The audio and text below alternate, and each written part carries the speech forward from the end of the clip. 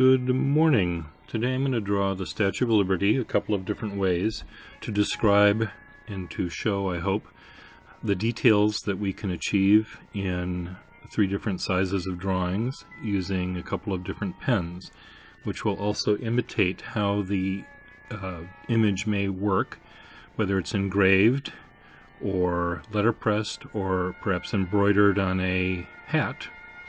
And each one of these starts with me deciding how big the original drawing has to be. And the drawing can be small or large, depending on the detail that I need to include. So for example, we'll start with a small version of it using a thin pen, and I'm drawing the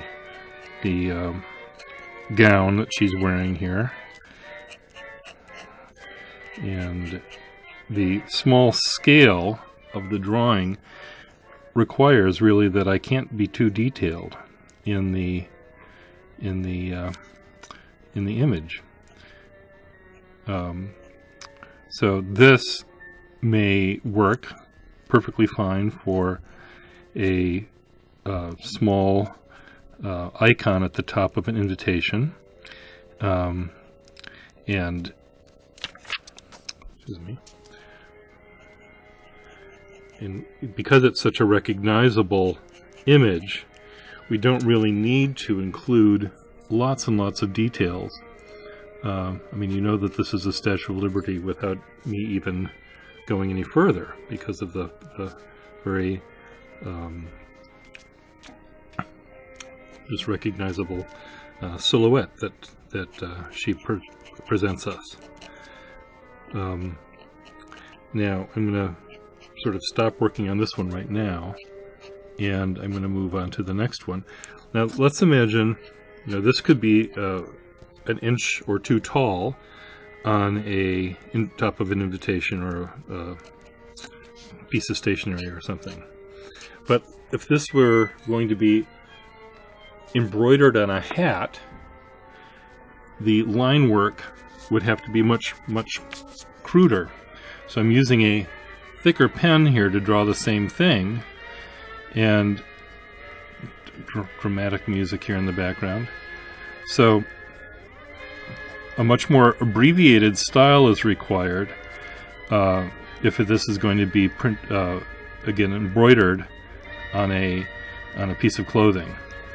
So you can see that we still have that famous silhouette. We just are dealing with fewer details. And I may just have the side of the building, the structure underneath the pediment, be completely solid rather than cross-hatched as it was over there.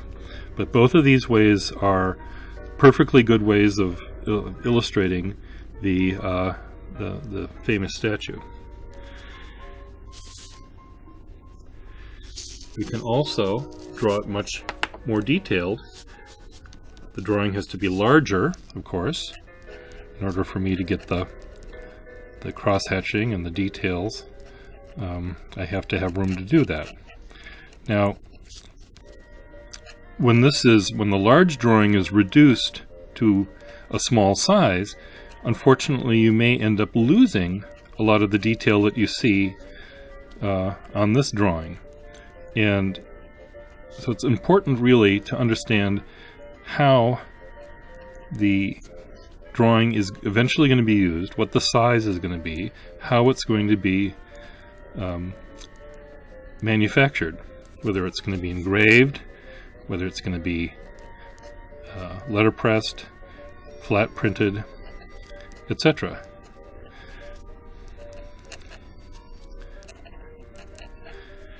I can also draw more realistically, more tidily, or I can be a little loosey-goosey about it, and all of those decisions sort of need to be decided before I do the drawing, because I can't sort of change it in ink. Once it's in ink, it's in ink. What I'll do is I'll finish these a little bit more and scan them in and show you how they vary. But let me go down here to the building underneath, the pediment. On the smaller drawings, I wasn't really able to draw things like the original brickwork, but here I'm able to, because it's larger, I can draw the sort of large blocks that make up the pediment underneath here. I can draw the architectural details, the railings here, the columns underneath. I can actually draw the fluted interiors of the columns, and all of this is fine, again, if it was a large drawing to begin with and printed larger. If it's printed smaller, all of these will turn into sort of a gray mush. So again, depending on how large the thing is going to be printed and the medium in which it's going to be printed will determine how large I draw the drawing to begin with and what sort of pen I may use to do the drawing. In the cross-hatching here, such dramatic music. Didn't mean it to be quite so dramatic.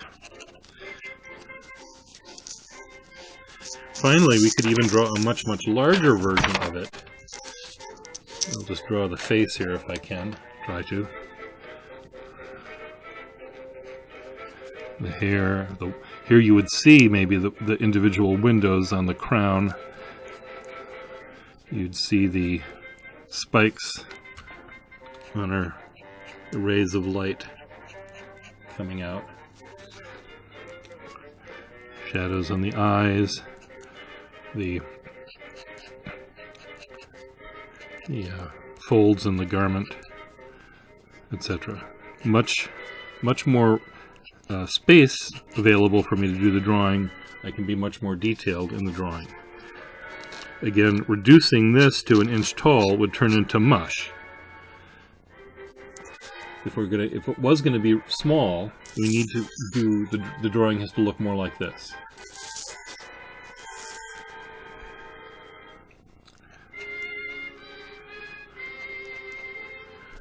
So I'll continue working on this drawing and show you some details of how this is working out.